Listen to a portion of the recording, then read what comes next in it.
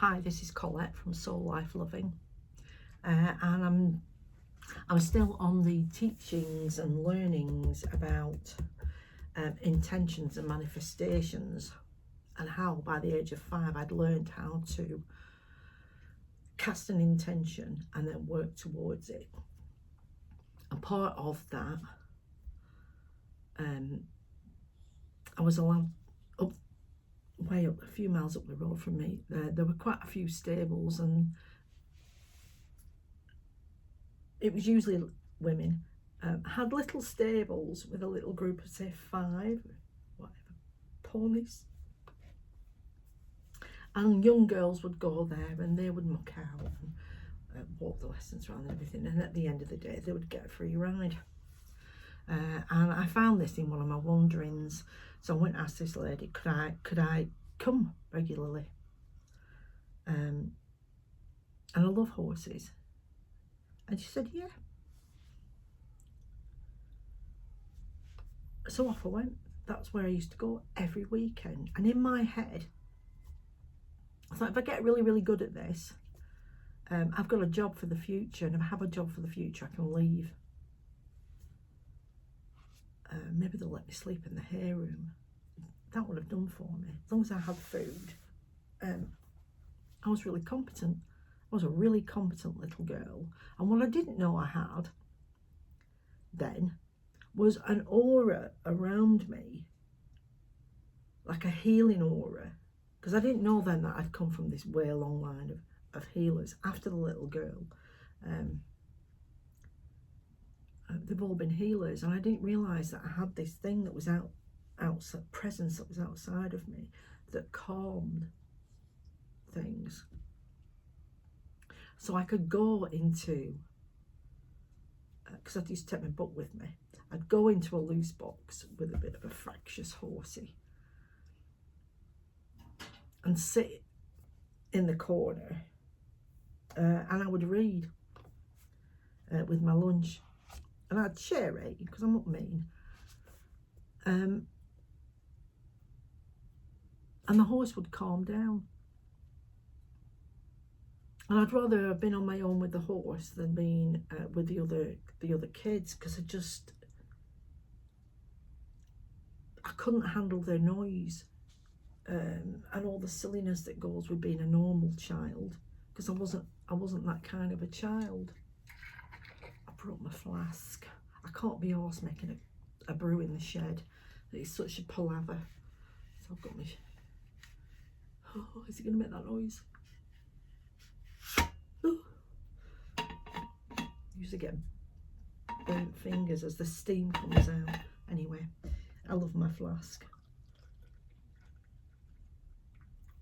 They always make your drinks taste weird, but I remember my first flask at the stables, and they were glass then, so you have to be really careful, but I loved it. I would make tea, and I was allowed to take a slice of bread with me, and I would dunk. I didn't know it was called dunking, but I dunked. Oh gosh, I've forgotten the train of my thread. Is it the thread of my train? I can't remember which way around it goes. Anyway, I didn't realise then that I was learning to manifest. And this kind of went on in my life, and I'd end up trapped in a situation with somebody. And I would have to have a long game to plan my way out of it.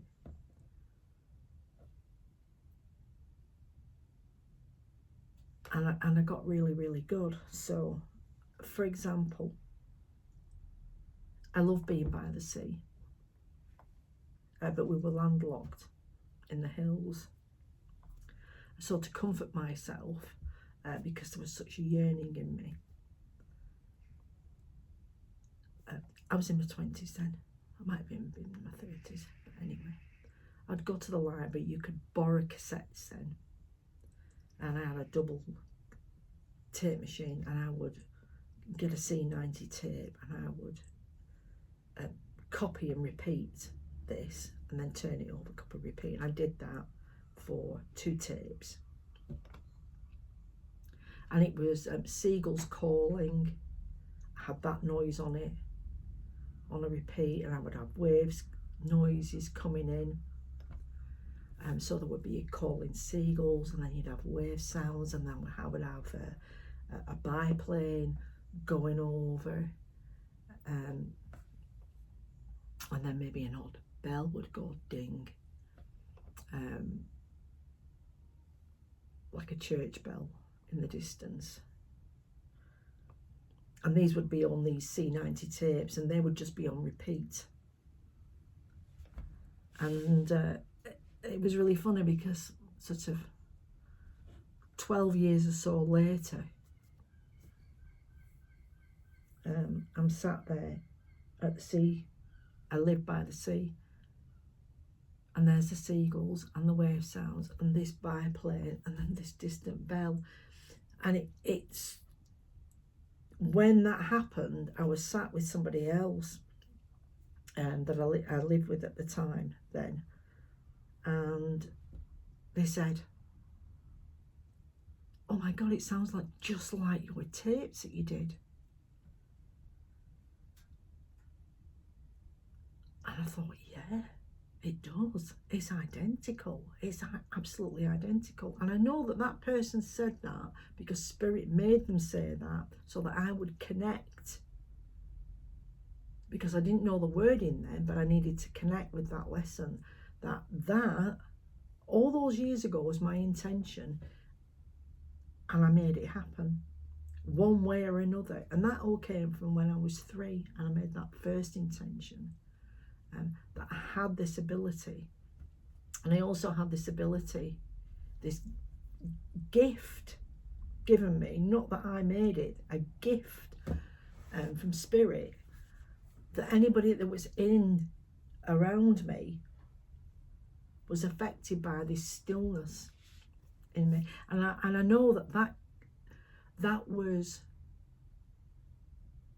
grown in me from all those years of hiding and observing and being quiet because it was safer, and making sure that, in my mind, if I hid, and I had hiding places all over the house, if I hid there silently, unseen, they would forget about me. And I realised that was another gift. At the time, it was self-preservation, but I didn't realise that on this parallel line of my human body being saved, I was spiritually learning all these gifts and enhancing them, and they were embedding in me so that they're now absolutely automatic and subconscious, and it just happens. And my older self has been about learning how to harness and use those gifts for not just my highest good, but everybody else's highest good. But to get there, it's been absolutely chaotic. So I want to track back to this period between 5 and 10, because in that time period,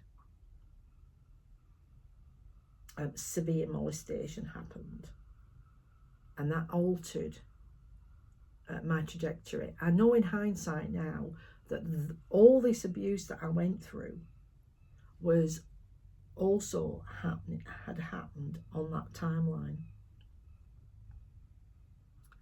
And one of the things I learned from that little girl, and yes, I went through a portal, and it changed everything. My whole world changed once I started meditating in that way. Because up to then I was struggling with meditation on my own because I didn't have a direction, and guided meditation is a direction because it keeps you focused. And I like Raza. She's got a lovely voice, and she's kind and gentle and patient when she's doing it. And sometimes she mispronounces words, and it makes me laugh. Not at her, because I think it's beautiful. I think somebody else learning another language, but not getting all the words right, it's a beautiful beautiful thing. You know, it's not something I've ever done, but it's a beautiful thing to learn somebody else's language. Totes appreciate it, because otherwise I wouldn't be able to listen to her and know what I know, and because of her I'm where I am.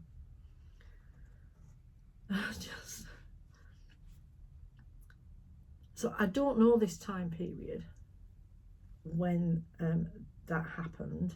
I just know that I was growing height to a man, and he had worsted green trousers. I know who it is.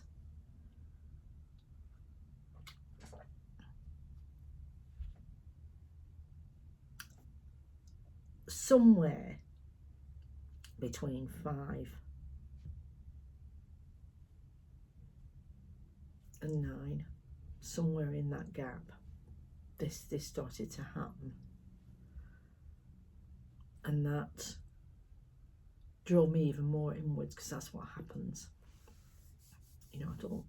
It's slowly changing in the country, and I hope it doesn't go backward just because the knobheads try and seize control, because that dark energy suits it that victims and targets keep quiet. The only person that benefits from this "don't be a grass" is the arseholes. Definitely not the targets or the victims. And it is changing. But then he was kept quiet.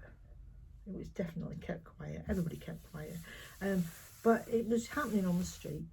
I wasn't the only family. I wasn't the only one. There were other weirdos on there. I'm not going to discuss specifics because there's no need. The damage was done. The damage was done. But it meant that there was nowhere at home that I could hide anymore, because I could be found. And we had an understairs area, and it had curtains across, and on one side of it had a medicine cabinet, and on the other side of it, on the wall side of it, there were hooks, and the straps were on there. And my dad had a little pocket one. It was just a piece of leather, but it was cut like 9 tails, and he would just flick you under the table with it when he didn't like your behaviour, and he would flick it so it would sting, which always made me cry, and which made it worse, because then it highlighted that he'd done something, because nobody just burst into tears at the table. But then he had a big one. He had a soft one that stung like buggery, and then he had this thick solid one. They came off the mill machines somehow, because they had like these rectangles cut out of them. So to me, they fit on a machine somehow. And if you got beat with that one, it was so thick and solid, and the edges, you were marked, never mind bruised, and they were hung up there. So now I didn't have a safe space in the house, and this knock-on effect of not being safe in the home has led to a lot of problems for me. But I was a bit older then, so I could go out all the time.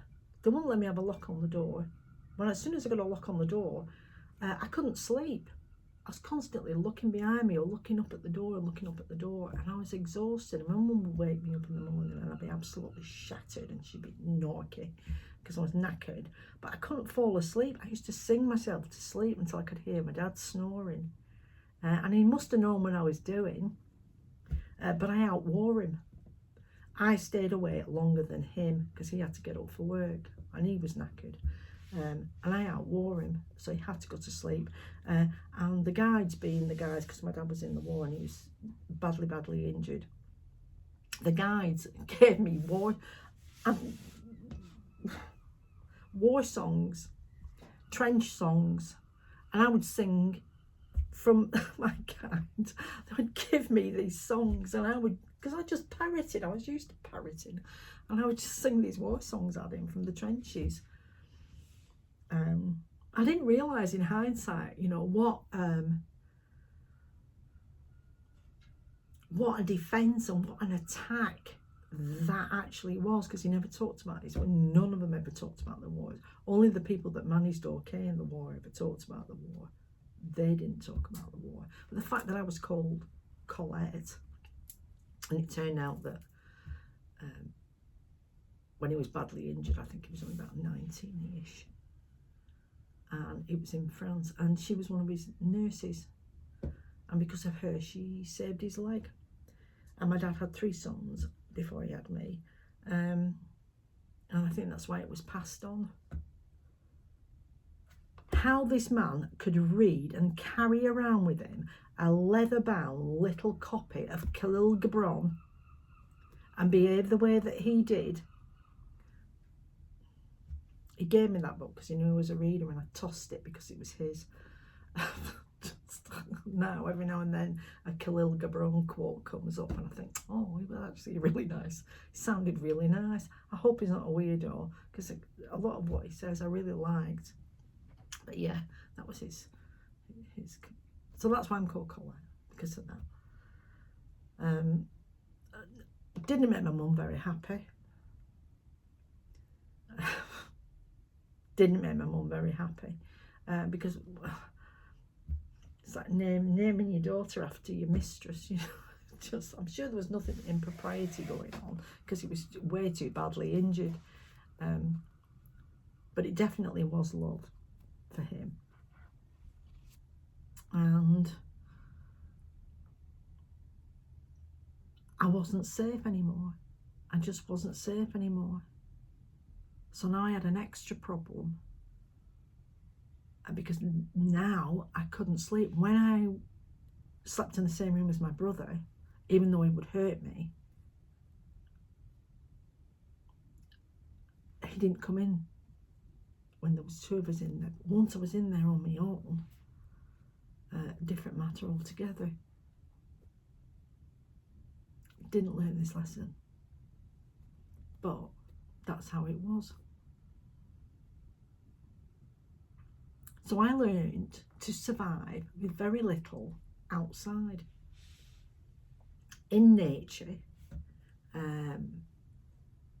with the trees and the streams and the marshlands, and I didn't access a road. I could walk across fields. I never walked across a farmer's field. I would walk round, because you don't walk across the middle of a farmer's field ever. That's his crop. I would have walked around, but I could get to wherever I want from my home that way to different places, and I would only have to cross one road. Don't hang around on roads, you know, dodgy places. Weren't that many cars, but as soon as there started being cars and lorries, it was dodgy. Weird men. So I would go off. So I've walked everywhere. I knew the land, and that has always stuck with me, that wherever I've landed, I've had to go out and I've had to track. So I need to know all the alleyways, all the connections, where the shops are, shortest route. Is there a field I can get there by? Sitting by the door so that I can have an exit, a quick exit. All those things I grew up learning were vitally important to my safety. And I didn't realise the energy drain on me.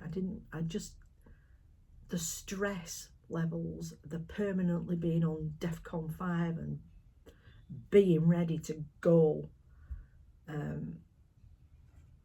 drained my body a lot when I was that young. But it taught me the most amazing things. It taught me when everybody else was shut inside, being safe, I was allowed to go out not safe, because I was out. But what a huge favour they did me. letting me roam free like that. What a huge favour. I'm so glad they didn't want me. I'm so glad, because my brother was wanted and I saw his life was, and I didn't want that either. I loved being out there. And on that note, I'm going to end. I have crossed my 15-minute boundary by 5 whole minutes. So I'll see you next time.